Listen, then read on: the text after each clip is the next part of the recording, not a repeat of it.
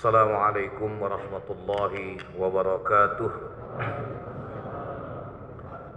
Bismillahirrahmanirrahim.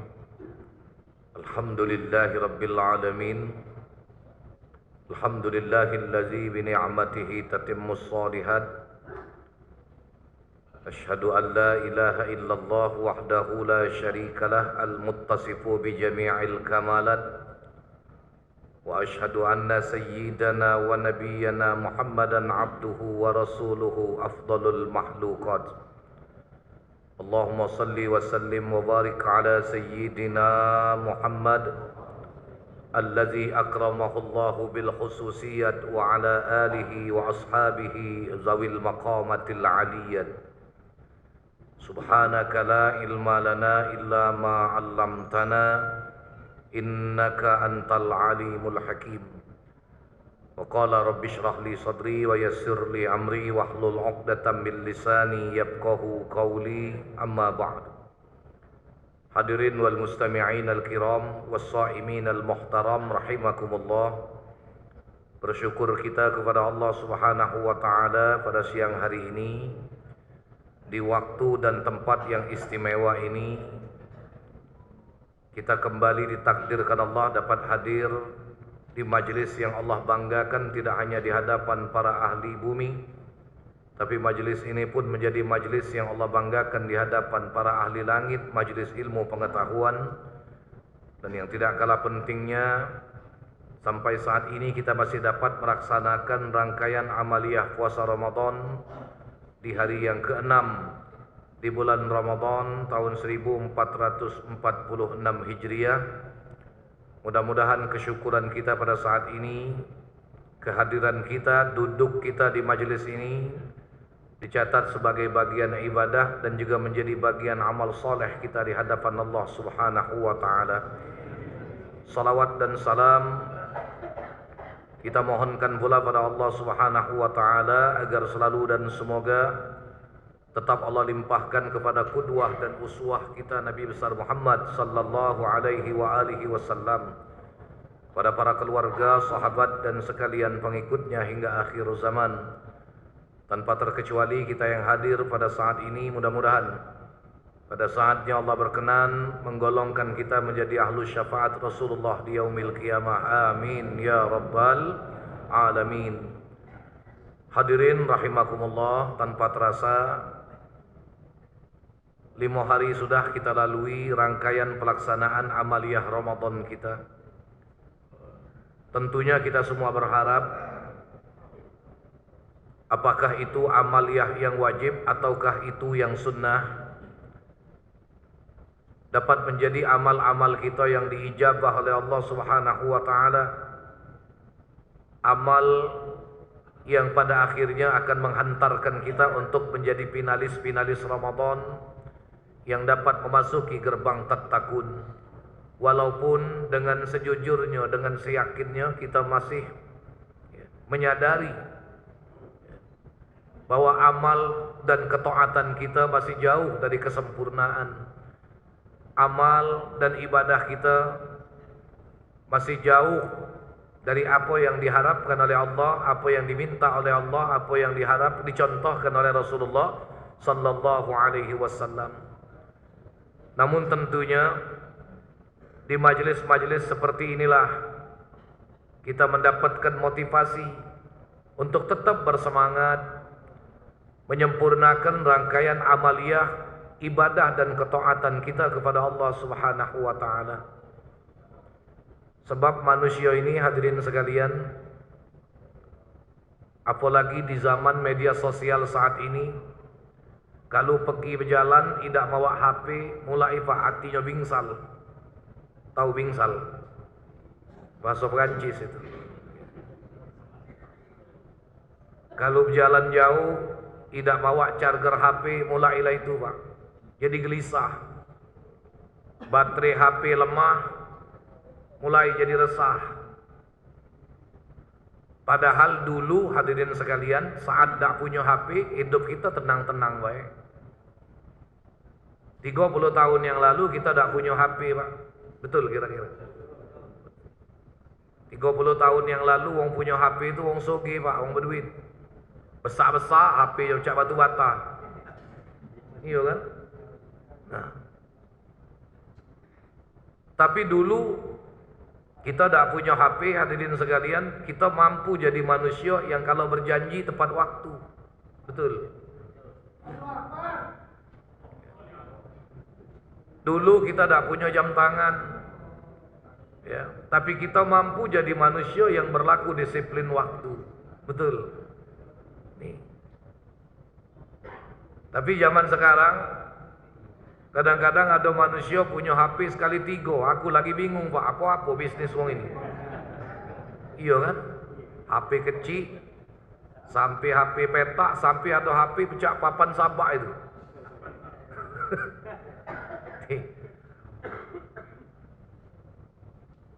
Tapi kadang-kadang kita tidak mampu jadi manusia yang berlaku disiplin waktu.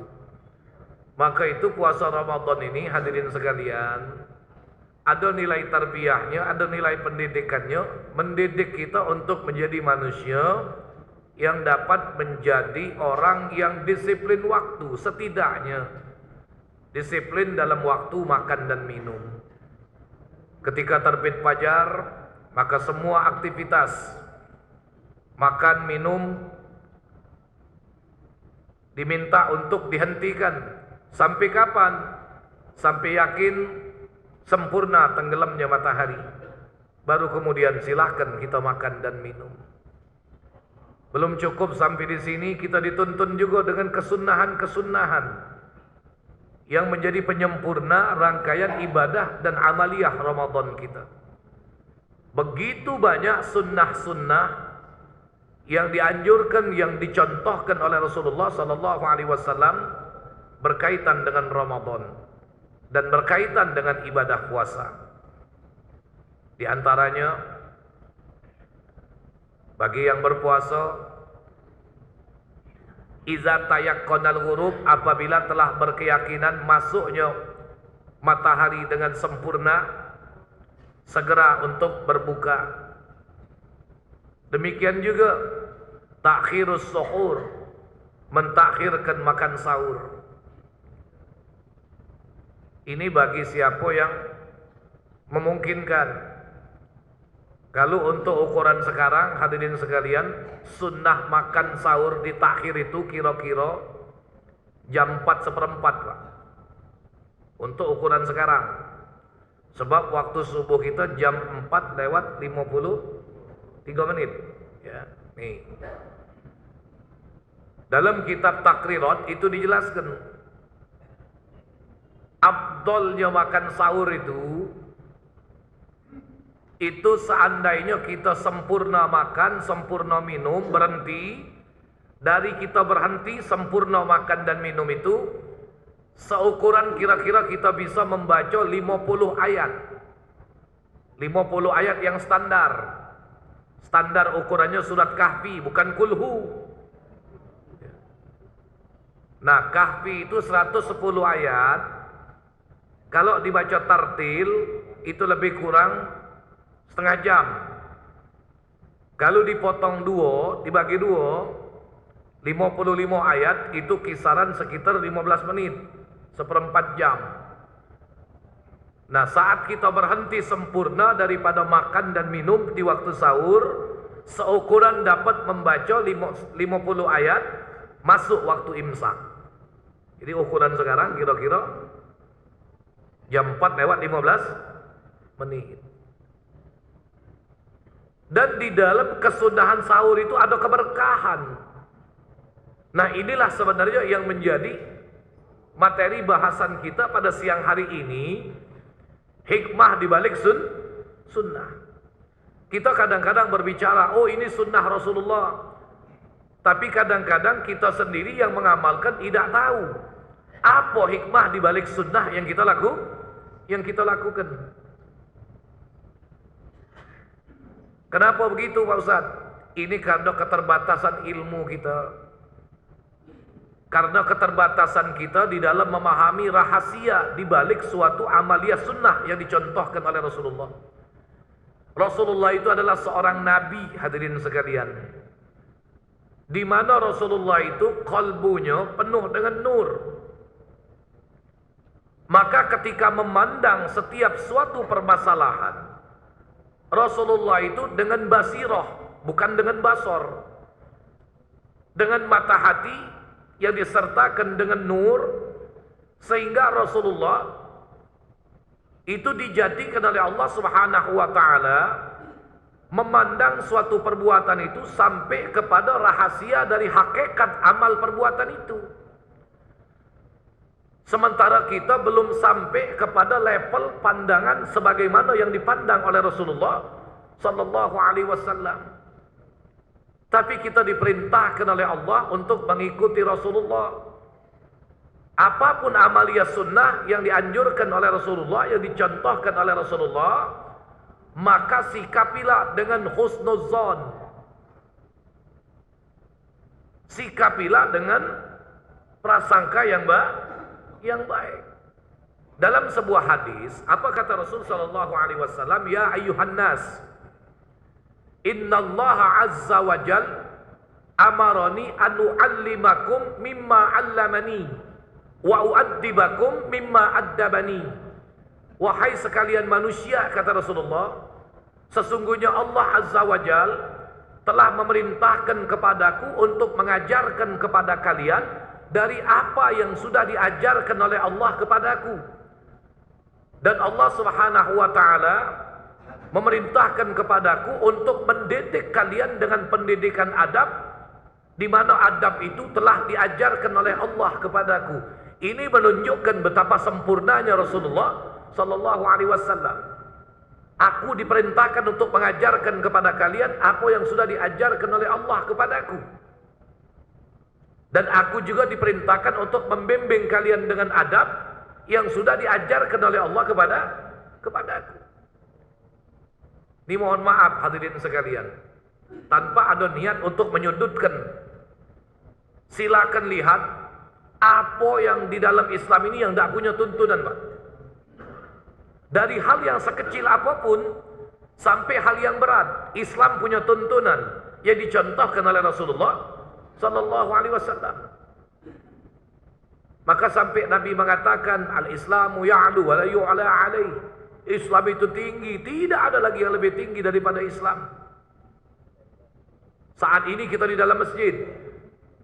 Masuk masjid, Islam punya tuntunan. Rasulullah mencontohkan masuk kaki kanan.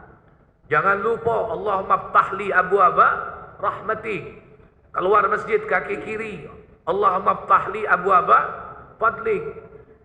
Ada penghormatan kepada masjid. Ini adab dalam Islam. Salat sunat 2 rakaat. Kemudian hadirin sekalian, ada niat i'tikaf. Tadi dianjurkan, diingatkan oleh pembawa acara yang belum berniat i'tikaf, yuk perbaharui niat i'tikaf. Nawaitu an a'takifa fi hadzal masjid ma dumtu fihi lillahi ta'ala. Dari hal yang sepele, dari hal yang paling kecil, ada tuntunan. Nah, kadang-kadang kita dalam pengamalan sunnah itu, kita sendiri tidak tahu apa hikmahnya hadirin sekalian. Cuma sekedar berargumen, kami mengikuti contoh yang diajarkan oleh Rasulullah. Kita tidak usah terlalu jauh. Yang ada pada diri kita, ada kesunnahan yang bersifat harian, ada sunnah yang bersifat mingguan, ada sunnah yang bersifat bulanan, ada sunnah yang bersifat tahunan. Sebagaimana puasa, ada puasa yang dia sifatnya per tahun, ada puasa yang sifatnya per bulan, ada puasa yang sifatnya per minggu. Ini yang ada pada diri kita. Contoh. Kenapa Rasulullah sallallahu alaihi wasallam mengajarkan kita saat memotong kuku diawali dengan jari telunjuk tangan kanan. Kaifiat potong kuku tangan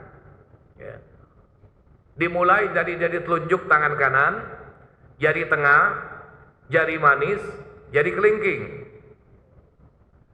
Baru kemudian beralih ke tangan kiri. Kelingking, jari manis, jari tengah, jari telunjuk, ibu jari tangan kiri, berakhir pada ibu jari tangan kanan. Hadis menjelaskan begitu. Para ulama menyampaikan begitu. Begitulah kaifiat memotong kuku yang diajarkan oleh Rasulullah. Tetapi apa hikmahnya? Nabi mencontohkan kita motong kuku dimulai dengan jari telunjuk tangan kanan. Kadang-kadang sampai detik ini kita tidak mampu menjawabnya. Maka dijelaskan oleh Imam Al-Ghazali dalam kitab Arba'in fi Usuluddin. Apa kata beliau? Kenapa Rasulullah memulai dengan jari telunjuk tangan kanan? Sebab di antara 10 jari tangan, yang paling istimewa adalah jari telunjuk tangan kanan. Karena jari telunjuk tangan kanan ini menjadi isyarat untuk mentauhidkan Allah Subhanahu wa ta'ala. Kalau kita baca tasyahud, yang diangkat jari tengah, apa jari telunjuk? Jadi telunjuk. Begitu istimewanya, sampai-sampai ini bukan minta-minta, andai jari telunjuknya buntung, boleh tak Ustaz diganti pakai jari tengah? Asyhadu alla ilaha. Tetap tak boleh. Ya. Tetap dengan menggunakan jari telunjuk. Nah, itu ternyata hikmah sunnahnya. Kenapa Rasulullah mengajarkan kita untuk memotong kuku dimulai dengan jari telunjuk? Sebab jari telunjuk ini anggota jari kita yang paling istimewa, menjadi isyarat untuk mengesahkan Allah, untuk mentauhidkan Allah. Lebih-lebih di bulan Ramadan, kita memang dianjurkan oleh Rasulullah untuk mentajdidus syahadah, memperbaharui, mengulang-ulangi kalimat syahadat kita. Paling tidak sesudah salat fardu yang 5 waktu, begitu selesai salam, asyhadu an la ilaha illallah, astaghfirullah. Inilah inti dari ajaran tauhid yang telah didengung-dengungkan oleh para nabi-nabi terdahulu. Sehingga tidak ada seorang nabi pun melainkan pasti pernah mengucapkan kalimat la ilaha illallah. Maka dalam hadis Rasulullah mengatakan, afdalu ma qultu ana wan nabiyyuna min qabli la ilaha illallah. Seabdal-abdal ucapan aku, demikian juga para nabi sebelum aku, kata Rasulullah, adalah ucapan kalimat la ilaha illallah. Kenapa kita dianjurkan mengulang-ulangi persaksian tidak ada Tuhan selain Allah? Hadirin yang dirahmati Allah, dari bulan Syawal yang lalu sampai ketemu Sya'ban di tahun ini, 11 bulan sudah kita lalui. Kemungkinan akidah kita tercemar oleh begitu banyak polusi-polusi kehidupan. Kemungkinan tauhid kita menjadi rapuh karena ujian hidup yang begitu banyak kita temui. Maka keyakinan dan akidah tauhid yang tercemar dan rapuh ini di bulan Ramadan kembali kita diajak oleh Rasul sallallahu alaihi wasallam untuk kita kokohkan kembali. Makanya habis salat fardu kita mengucap kalimat itu. 37 kali kalimat ini Allah ulang dalam Al-Quran. Meskipun dengan ujung redaksi yang berbeda. La ilaha illallah, la ilaha illa huwa, la ilaha illa anta, la ilaha illa ana. Meskipun dengan ujung redaksinya yang berbeda, tapi tetap sama pada makna, yaitu penyaksian bahwa tidak ada Tuhan yang patut untuk disembah dengan sebenar-benarnya, ya. La ma'buda bihaqqin, tidak ada yang berhak disembah dengan sebenar-benarnya illallah. Kenapa menggunakan kata hak? Ini tandanya tidak ada istisna, tidak ada pengecualian. hanya kepada Allah Subhanahu wa ta'ala. Nih. Ada anjuran juga untuk memperbanyak i'tikaf, ya. Walaupun kadang-kadang i'tikaf Ramadan ujiannya berat, Pak. Ya.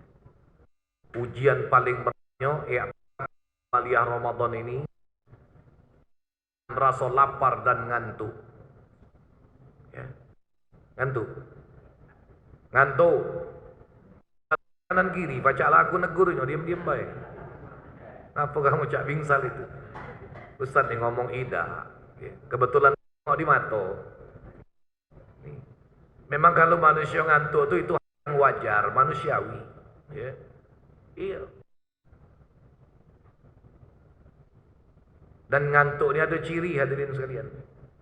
Ada ciri. Ngantuk ini muqaddimatun naum. Ngantuk ini pendahuluan tidur.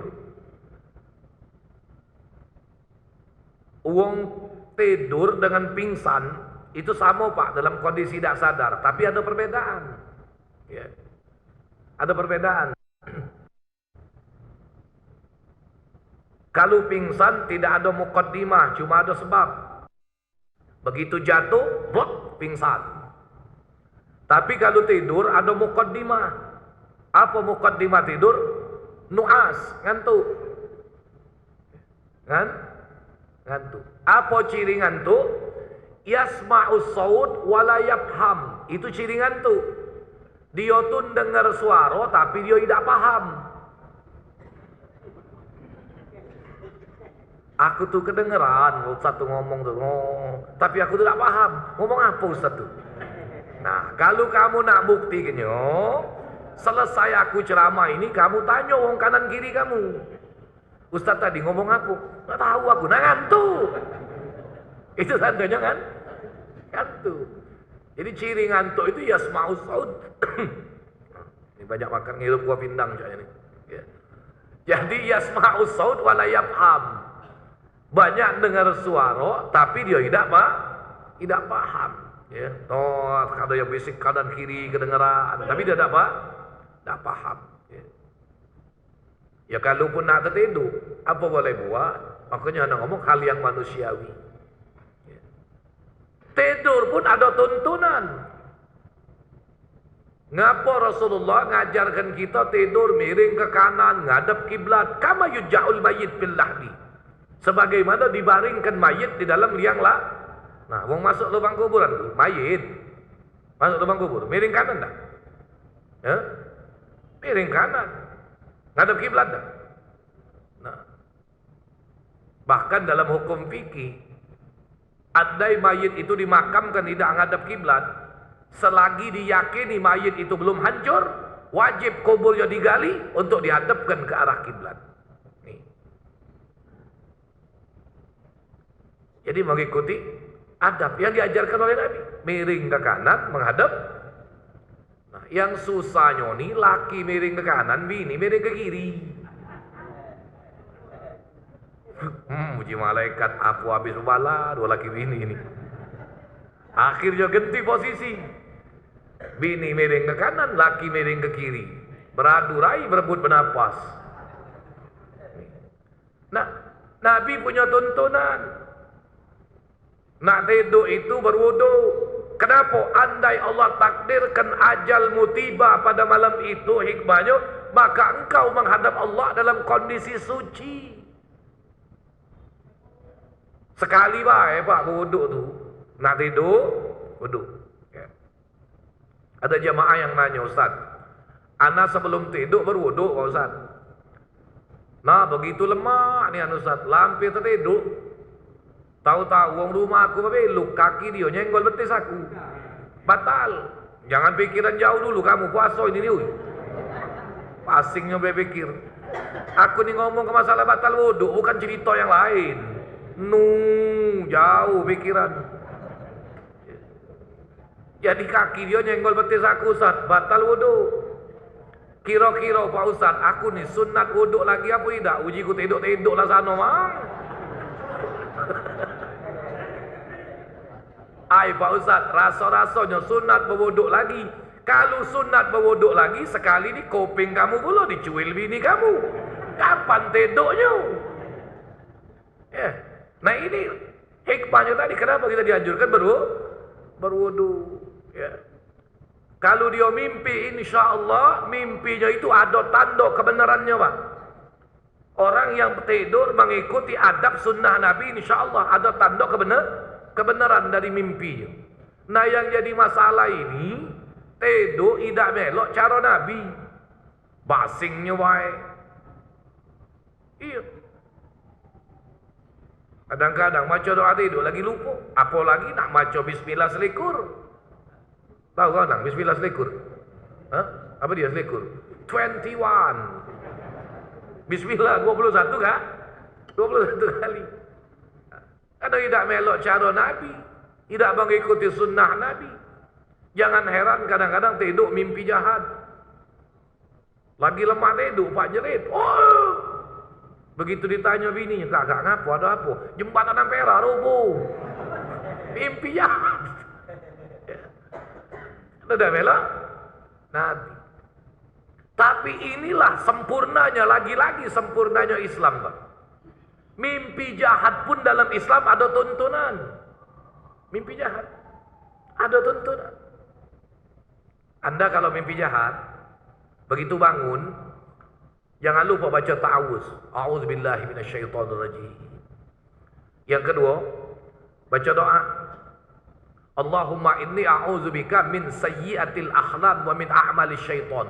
Itu doa kalau mimpi jahat. Apa dia?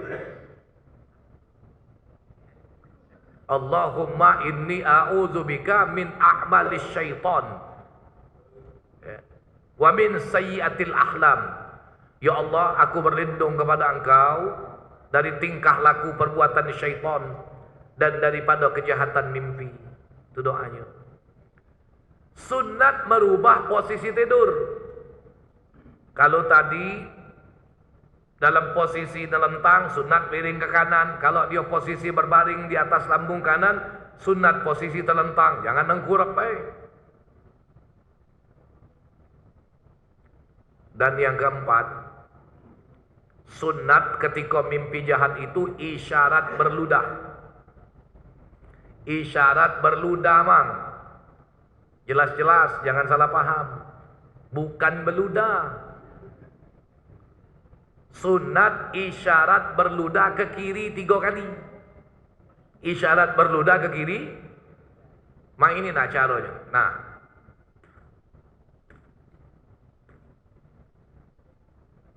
Nama Mang ini gagal paham. Beludah nian. Ngentak rai bibik sebelah itu. Ay, bala. Entar ay tahulah dewek Pak, ludah tengah malam ludah bang tidur. Pakam kalau. Apa besok pagi nangis bibi. Ustaz. Mamang kau dah sayang lagi sama aku. Ngapo bi? Semalam Ustaz lagi tidur pada cos 3 kali lah ikut digundai. Akibat mamang gagal paham. Jadi isyarat berludah, bukan berludah. Paham cara isyarat berludah aja tadi Yang nonton melalui channel YouTube Yayasan Masjid Agung TV, ya, awas jangan gagal paham. Ini ya. Hal yang sepele sehari-hari begitu banyak hikmah. Ya. Maka itu sampai Imam Najamuddin An-Nasbi dalam Kitabul Adab itu menjelaskan membagi waktu tidur itu kepada beberapa tingkatan, hadirin sekalian. 1, ada tidur pada waktu ailulah. 2, ada tidur pada waktu failulah. 3, ada tidur pada waktu qailulah. Yang 4, ada tidur pada waktu hailulah. Dan yang 5, ada tidur pada waktu ghailulah. Yang pertama, tidur pada waktu ailulah. Kapan? Itulah tidur ba'da subuh. Tidur habis sholat subuh, tidur. Ini tidur yang menyebabkan bermunculan peluang penyakit. Tidur ini yang menyebabkan seseorang akan menjadi orang yang tidak punya motivasi hidup. Makanya hati-hati. Makruh hukumnya. Jadi benar ya, orang-orang tua kita dulu kadang-kadang, nah subuh bangunlah, kaki habis rezeki dimakan ayam. Ayam sebelum subuh sudah bangun, sudah berkokok. Ini mohon maaf, dalam tanda kutip, kemakruhan ini tidak berlaku bagi mereka yang uzur, yang memang sakit, mereka butuh waktu untuk istirahat, mereka makan obat. Yang diomongkan ini yang dakati uzur, Pak. Tidur habis subuh. Yang kedua, tidur pada waktu failulah. Kapan waktunya? Tidur setelah terbit matahari. Kalau tadi ailulah sesudah sholat subuh. Nah, yang kedua failulah, yaitu tidur setelah terbit matahari. Matahari terbit jam berapa? Syuruk. Jam berapa sekarang? Jam 6. 6:07. Nah, itu sempurna terbit matahari syuruk. Sesudah itu, tidur setelah terbit matahari itu makruh. Ngapo? Tidur ini yang menjadi penyebab kebinasaan, kemalasan, kepakir dan kemiskinan. Terbit matahari, tidur. Uang begawe lah berangkat. Yang berdagang lah muka dagangan. Yang mengajar lah sudah siap aktivitas ngajar. Nah, mamang ini masih ngeluh mangurep. Tahu ngeluh mangurep? Jangan teman-teman ngeluh mangurep. Di Palembang ini cuma 2, Pak, yang ngeluh mangurep tuh. 1 otak-otak, 2 pempek panggang. Ujung-ujungnya gosong. Itu menyebabkan malas, menimbulkan keburukan, menjadi sebab kepakir miskinan. 3. Nah, ini tidur yang disunnahkan. Kapan? Tidur pada waktu qailulah. Sekarang waktu zuhur jam berapa? 12.14. Benar ya? Nah, kalau untuk ukuran waktu sekarang, hadirin sekalian, tidur qailulah itu sekitar pukul 11 siang. Jam 11. Cuma bukan tidur jam 11 bangun jam 4. Bukan. Tidurnya sekitar jam 11, bangunnya kira-kira sebelum jam 12. Ya. Sebelum jam 12. Di mana dia bisa bersuci, mempersiapkan diri, berwuduk dengan sempurna untuk menyambut tibanya waktu salat, sehingga dia bisa melaksanakan salat zuhur di awal waktu. Kalau tidak bisa tidur, dianjurkan berbaring dia, Pak. Berbaring. Tidur waktu qailulah itu. Dan bagi siapa yang disunnahkan tidur di waktu qailulah, bagi mereka yang tengah malamnya akan beraktivitas ibadah. Dia kaget malam, sudah berazam nak solat tahajud, nak baca Quran, nak zikir, nak mutalaah kitab. Nah, mereka ini yang disunnahkan tidur di waktu qailulah. Dan bagi siapa yang ada kegiatan, ada aktivitas yang sifatnya mengikat karena aturan, seperti wong yang begawe, wong yang ngajar, tidak dianjurkan tidur waktu qailulah ini. Jam 11 waktu begawe kamu tidur, besok keluar SP, jangan macam-macam. Jadi yang dianjurkan tidur waktu qailulah itu ya Yang gagek malam dia niat ya untuk salat malam, ya, tahajudnya, baca Qur'annya. Sebab hadirin sekalian, orang yang tidur di waktu qailula, kalau dia tidak ibadat malam, itu sama dengan wong yang makan di waktu sahur tapi tidak puasa di siang hari. Apalah manfaatnya? Makan di waktu sahur tapi puasa, tidak puasa di siang, kate gunung. Nah begitulah orang yang tidur di waktu qailula tapi malam dia tidak aktivitas ibadah. Makanya dalam kitab Bidayatul Hidayah yang disyarahkan oleh Syekh Nawawi Al-Bantani, di situ diterangkan ista'inu bil qailulati ala qiyamil lail wa bis suhuri ala siyamin nahar wa bit tamri waz zabib ala bardis syita.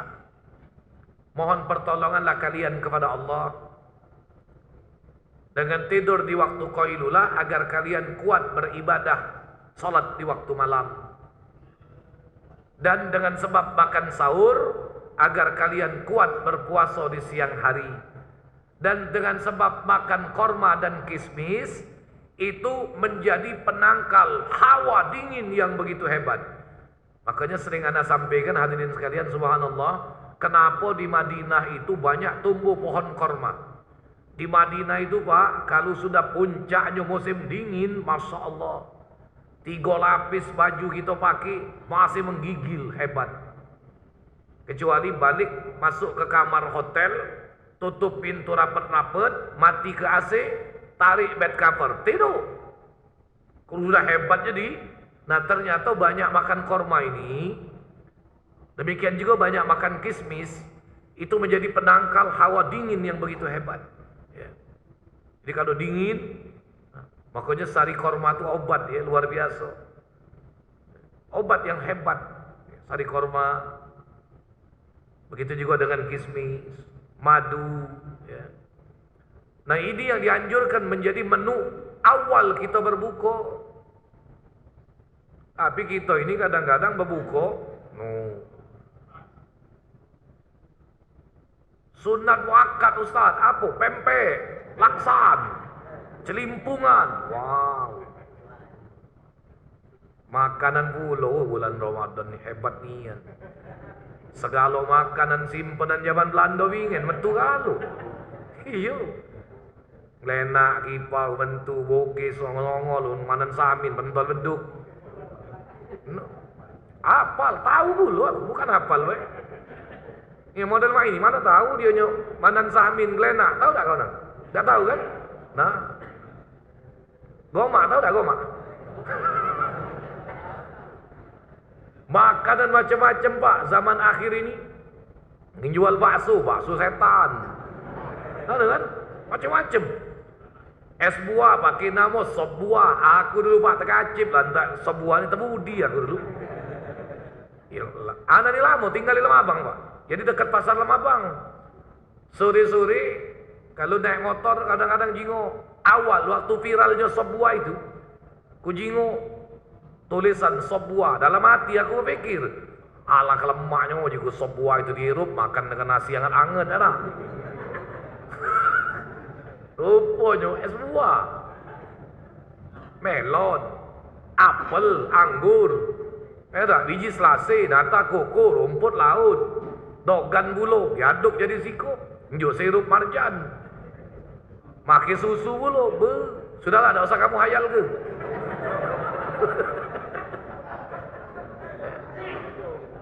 Alah kenikmatnya, nah. Segala makanan Pak, melah bertemu susu ni katik dah lemak kalau. Iyo, makanan apa be? Jarit buruk tu dah, kamu celup ke susu dikecop lagi lemak. Dah. Ni. Kapan dijingok? Oh, es buah, pakai nama es sebu. Terbudi juga anak muda. Kita jangan kalah, wong nyari nafkah model itu jual makanan, pakai nama antik-antik, pakai pula buat kelepon lemak-lemak, musim ubi buat gomak lemak-lemak, Jangan tulis pakai nama Goma, dikacau itu, pakai nama baru, Granat Bangladesh. Nama pakai nama Pak, nama baru. Begitu juga apa dia Granat Bangladesh. Oh, makanan lama dulu lah, Goma. Nah, jangan teman-teman dulu cerita makan nih. Tidur waktu koilula. Nah, yang keempat ada tidur waktu failula, hailula. Pakai hak kecil, hailula. Kapan itu? Ini tidur yang disebut tidur penghalang. Maksudnya apa? Tidur sesudah azan, dia belum sholat. Ya. Azan sudah masuk Pak, lah berkumandang. Karena dia beranggapan waktu sholat masih luas juga, tidur baik dulu. Nah makruh ini, ya. Itu namanya hailulah, penghalang. Paling tidak dia sudah terhalang untuk mendapatkan keutamaan sholat di awal waktu. Kalau sudah tidur, lewat tak fadilat sholat di awal waktu? Lewat. Ya. Nah, yang kelima, hadirin sekalian, ada tidur yang disebut dengan ghailulah, pakai huruf ghin. Ghailulah. Ya. Apa itu? Ini tidur yang juga mengakibatkan kerugian, kebinasaan. Kapan? Tidur sesudah sholat asar sampai menjelang tenggelam matahari. Maksudnya di sepanjang waktu itu. Makanya para ulama melarang kita jangan tidur sesudah asar, ya. Sampai menjelang tenggelam matahari. Ya. Itu akan menimbulkan was-was, menimbulkan penyakit. Ya. Namun Anda jelaskan lagi, kemakruhan ini tidak berlaku bagi mereka yang uzur. Termasuk juga sesudah sholat maghrib, jangan tidur. Sebab itu waktu antara maghrib dan isya, waktu yang sangat dianjurkan oleh Rasulullah untuk kita hidupkan dengan aktivitas ibadah. Ya. Nah ini, dan banyak lagi sebenarnya rahasia sunnah yang mungkin belum kita pahami, tetapi itu jauh sekian belas abad yang lalu sudah dicontohkan oleh Rasulullah sallallahu alaihi wasallam karena ketidaktahuan kita. Kenapa Rasulullah mencontohkan? Sebab Rasulullah sudah mengetahui hakikat rahasia dari suatu amal itu dengan cahaya kenabian. Begitulah yang dijelaskan oleh Imam Al-Ghazali di dalam kitab Arba'in fi Usuluddin. Ini saja barangkali yang dapat kami sampaikan. Mudah-mudahan menjadi manfaat. Ya, dan sebelum kita tutup dengan doa, tadi barangkali ada satu atau dua pertanyaan. Ya, silakan bertanya. Baiklah, untuk para jamaah yang ingin bertanya, boleh langsung ke mikrofon sudah disediakan dengan menyebutkan nama, asal domisili dan juga pertanyaannya. Oke, silakan Bapak.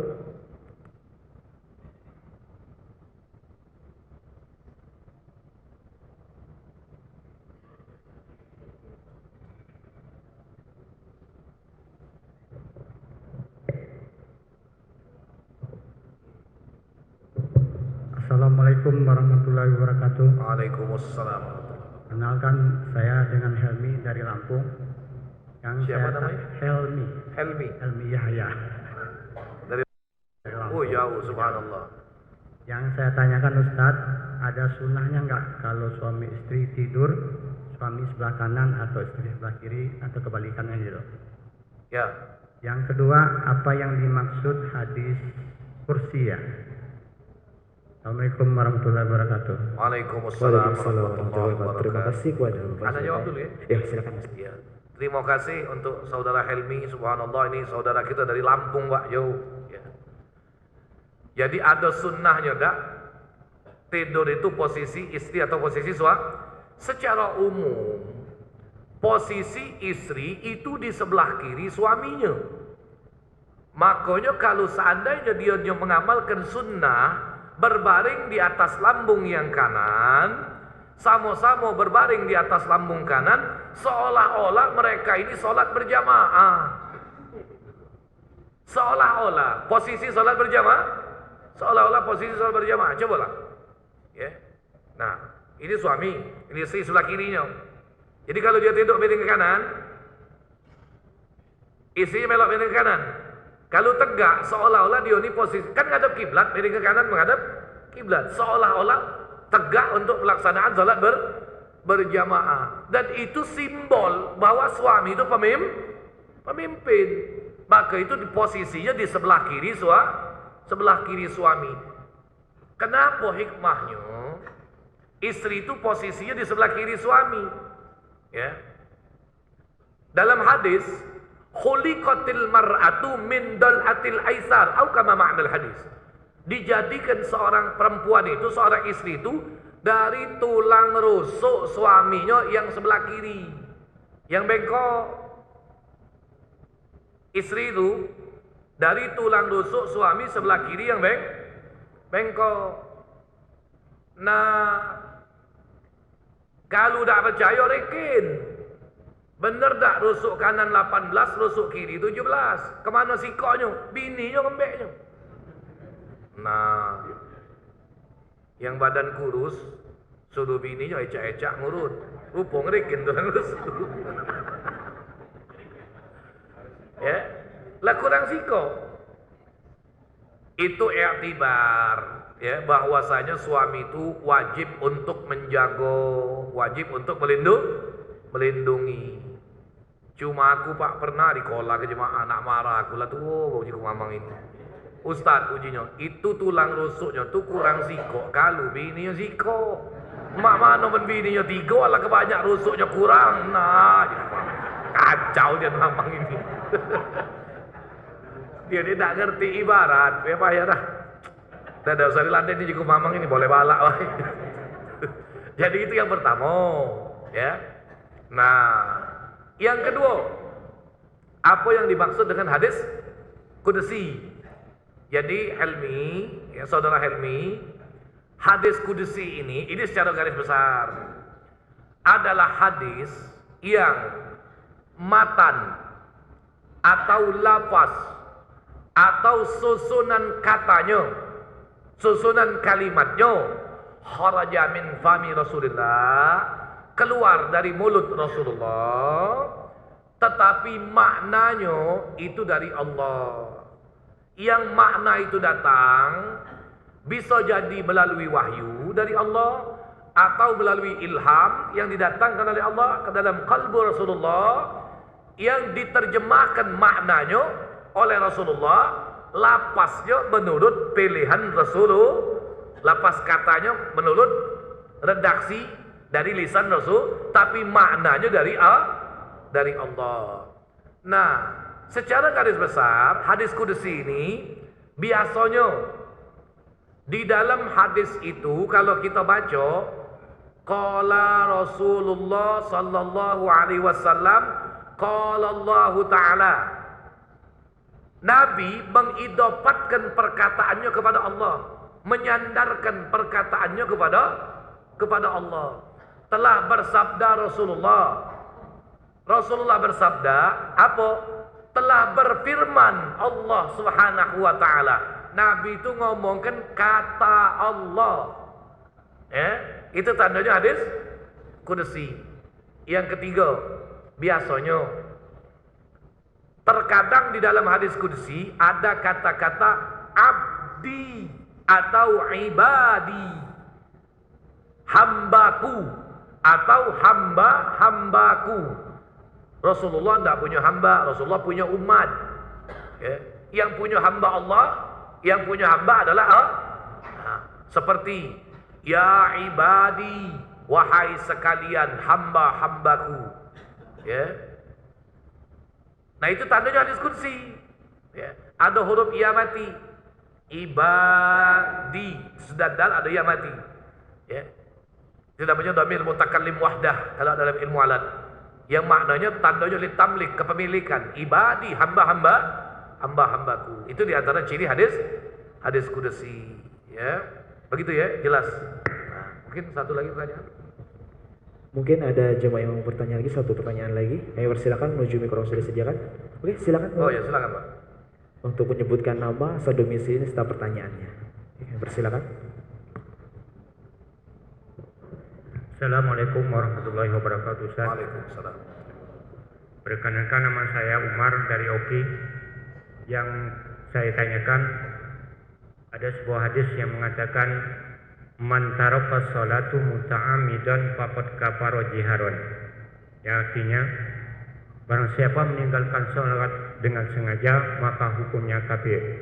Yang kami tanyakan, kafir di sana Ustaz, maksudnya kafir gimana itu?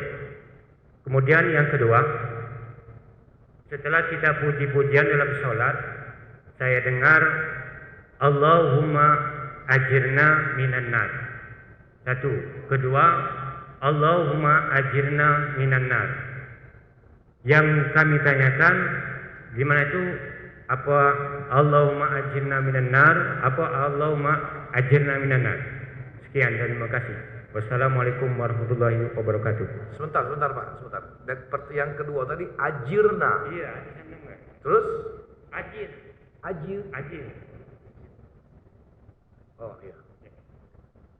Jadi yang pertama tadi pertanyaannya, ana sedikit perbaiki teks hadisnya. Bukan man taraka sholatu, tapi man taraka sholata, karena kedudukannya jadi maf'ul. Kata as-sholata itu lazim setiap maf'ul barisnya mesti mansub, barisnya mesti fathah. Ya. Muta'ammidan faqad kafara jiharu. Jadi barang siapa yang meninggalkan sholat muta'ammidan, itu maksudnya sengaja, Pak. Unsur sengaja. Maka sungguh dia kafir secara terang-terangan. Itu arti secara bebas, ya. Tetapi kita bisa mentakwil hadis ini dengan makna yang lebih bijak, ya.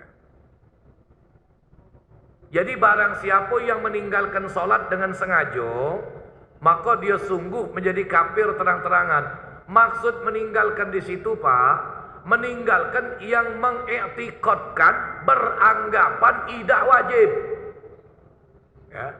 Tapi kalau dia tidak sholat cuma karena alasannya males, itu dia jadi fasik, Pak. Fasik, khuruju anit ta'at, dia sudah dianggap keluar dari ta'at. Tapi kafir tak dia? Tidak. Banyak, Pak, orang Islam ini tidak semayang.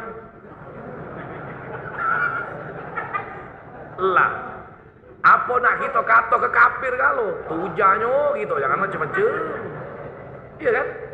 Nah, dari ujung timur ke ujung barat, Pak, wong ni tahu kalau salat 5 waktu itu wajib. Cuma berapa banyak yang tidak salat? Iya kan? Kapan ditanya, ngapa kau tidak salat? Tak tahu, Sang, apalah aku. Kalau nak semayang lesunya aku. Tapi giliran berjalan, jajak pasar sehat. Iya kan? Nah ini. Jadi artinya kalau dia tidak sholat cuma karena alasan malas, itu fasik. Nah yang dimaksud di sini tadi meninggalkan sholat muta'ammidan, sengaja, itu sengaja yang maknanya memang sengaja mengiktikadkan atau menafikan, menganggap sholat itu tidak wajib. Itu yang kafir, ya. Yang dianggap Rasulullah kafir. Bahkan dia termasuk di antara 6 makhluk dalam hukum syariat yang tidak dimuliakan. Ya, salah satunya orang yang tarikus salat, orang yang meninggalkan salat. Itu. Kemudian pertanyaan yang kedua tadi, Allahumma ajirna, pakai jim, Pak. Bukan azir, pakai zai. Jadi yang benar ajirna minan nar. Makna ajirna di situ ai salimna.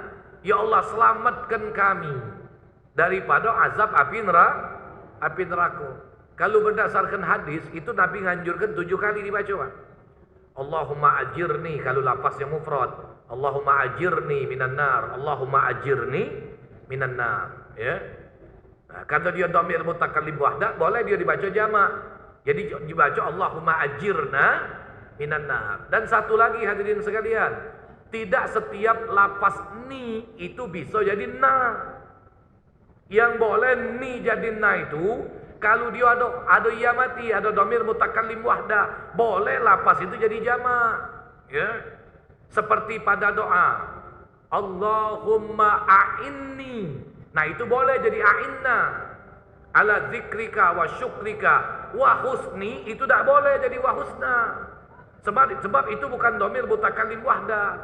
Jadi wahusni itu melok jadi atop dari kalimat zikri dan syukri. Maka jadi wahusni. Tidak boleh jadi wahusna. Ya. Begitu Pak ya. Wong ini kadang-kadang Pak, kadang-kadang nak nambahin na kalau doa selamat tambahin na. Allahumma inna nas'aluka salamatan fid dinina. Nyit koping langsung denger. Isim ma'rifat alif lam itu tak boleh dimasuki dhamir. Sudah cukup dipangkal inna nas'alu, sudah cukup. Allahumma inna nas'aluka salamatan fid din, sudah cukup. Tak usah fid dinina wa afiatan bil jasadina. Terus kelak kendak aku qoblal mautina. Tapi begitu qoblal maut tidak tambahnya nah. Nah, itu namanya kalau bahasa Arabnya Pak al-maca'-maca'. Ai jadi lau alilah siang. Wallahu a'lam bissawab.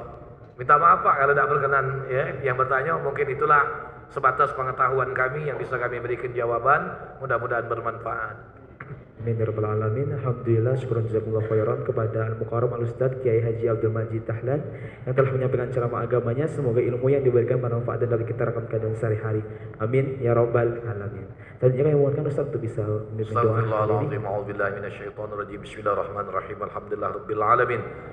حمدا يوافي نعمه ويكافئ مزيده يا ربنا لك الحمد كما ينبغي لجلال وجهك الكريم ولعظيم سلطانك اللهم صل وسلم وبارك على سيدنا محمد وعلى ال سيدنا محمد اللهم يا فارق الفرقان ومنزل القرآن بالحكمة والبيان بارك اللهم لنا في شهر رمضان بارك اللهم لنا في شهر رمضان بارك اللهم لنا في شهر رمضان اللهم اهدنا بهداك واجعلنا ممن يسارع في رضاك ولا تولينا وليا سواك ولا تجعلنا ممن خالف امرك وعصاك وحسبنا الله ونعم الوكيل ولا حول ولا قوة إلا بالله العلي العظيم ربنا آتنا في الدنيا حسنة وفي الآخرة حسنة وقنا عذاب النار وصلى الله على النبي المختار والحمد لله رب العالمين تقبل الله منكم والسلام عليكم ورحمة الله وبركاته. Waalaikumsalam warahmatullahi wabarakatuh.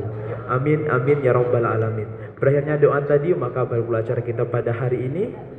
Kami informasikan kepada para jamaah bahwasannya pada sholat asar nanti akan ada ceramah agama yang insya Allah akan disampaikan oleh Al-Mukarram Al-Ustaz Kiai Agus Haji Muhammad Nurdin Mansur. Saya Khairul Kalam dari